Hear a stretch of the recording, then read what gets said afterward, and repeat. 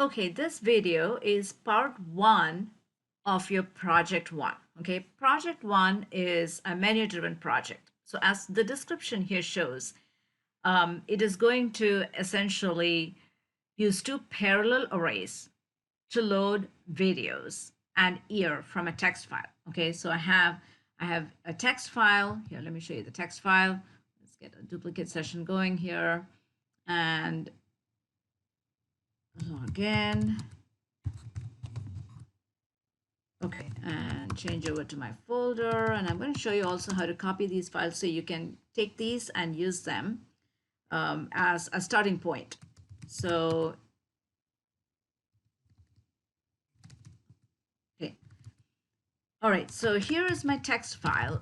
And this is something you are going to be doing something similar to this. So here's my videos.txt file. And this text file, let me make this a little smaller. This text file has 4 movies and some year in which they were released or whatever, separated by semicolon. If you notice, you see there is the Lion King semicolon and a year. So we are going to see how to read data from a text file that are separated by delimiters. These are called delimiters, right? What separates the data, the name from the year. So our first job is to, you know what's in the text file. This is going to be a menu-driven program, which means when I run the program, it's going to present a menu. So I'll show you how the program actually works. That way you'll know. That way you'll know what that does. And then we can go on to creating it. Okay. So if I run this program called video list, here's my menu. It says add a video, print the video list, search the video list, or quit. What do you want to do? So I'm going to say print because it's already loaded stuff from the file for me. Okay, so there, when I say print, it says, okay, here are the 4 movies. What do you want to do? Let's say I want to search for something. I say King, and it says, well, there is Lion King, right? So partial search. Now, if I want to add a movie, I can say, okay, I want to add something. Let's say I want to add The Lion King 2, and I don't know, I'll say 2010. And so now I print, and it says, okay, here I added The Lion King 2, and that's the movie, right? Okay, now if I want to search, and if I search for King, you see how it brings up both the movies, Lion King and Lion King 2. Okay, so this is the goal for week 1 for you. This is project 1. Okay, now we're going to do this in small phases. Okay, small parts. You're not going to do the whole thing in one day. I mean, you're going to do it, you're going to do the whole thing in the whole first week, but we are going to do it in parts. Okay, so the first part that I want you to do, and this is also going to kind of show you how to copy from my folder to your folder when you do this, and I will put this in the document. So here's how you're going to copy. So I already have this all done, but I'm going to copy small parts of it. This part is going to just show you how to do the menu part of it. Okay, so I'm going to copy this file.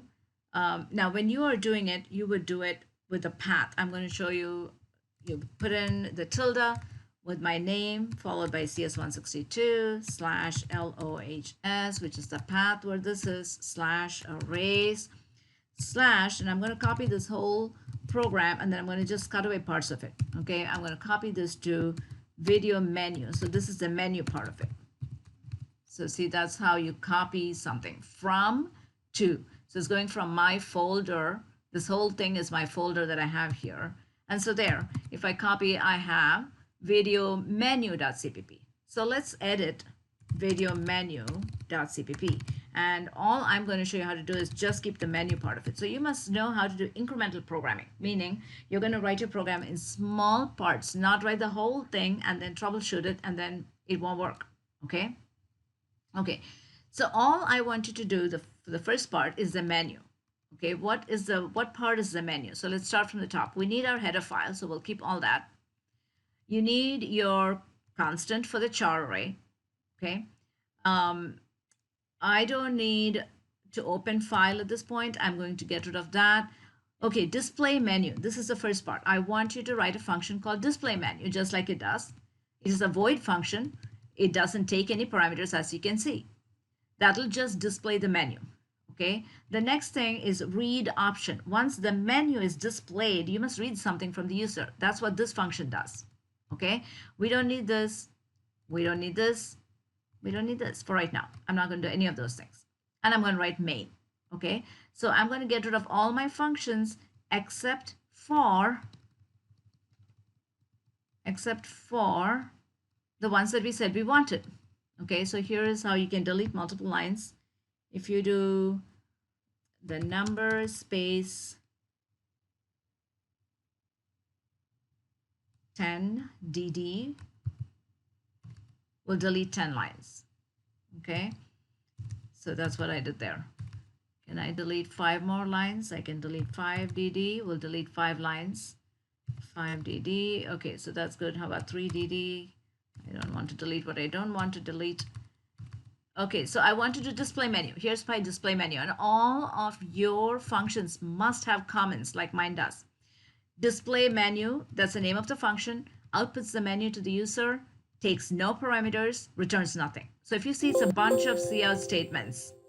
The bunch of cout statements simply says A to add video, P to print, S to search, and Q to quit. Okay, and I'm going to put a new line here so I can get some spacing. There we go. Slash n says put a new line. I want that function, and I want the read option function. Okay, I'm going to get rid of the rest of the functions.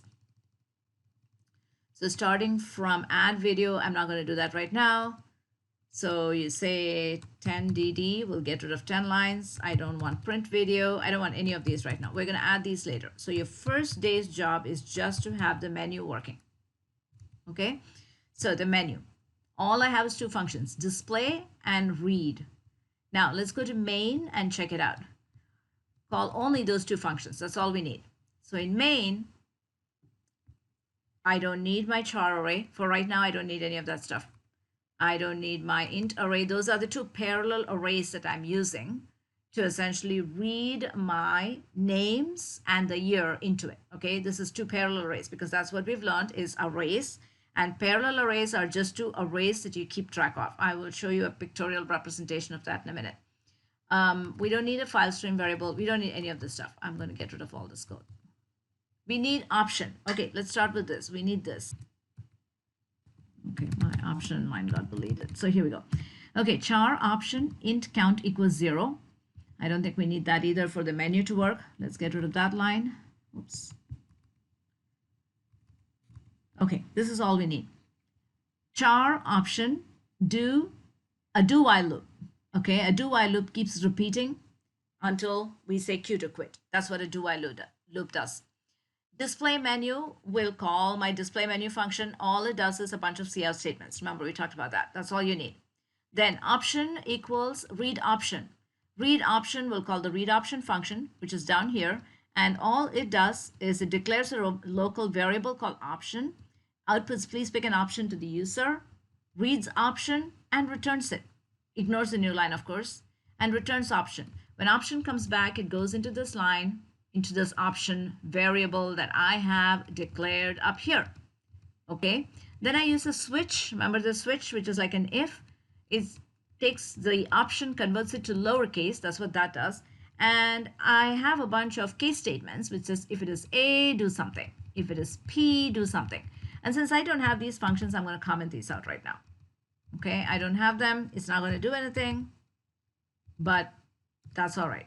We will eventually add them. Okay, you could have some cout statements. So you could go here and say, well, let me add a cout statement that says cout.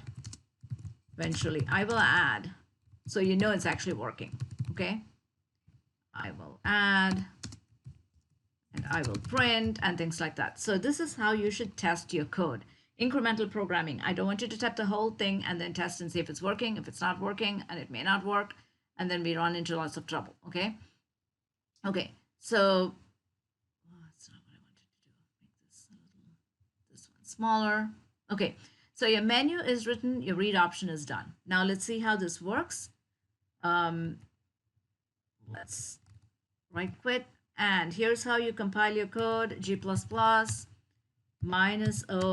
menu.cpp. Menu is the name of the executable, and then -wall -g video menu, which is the name of my CPP file.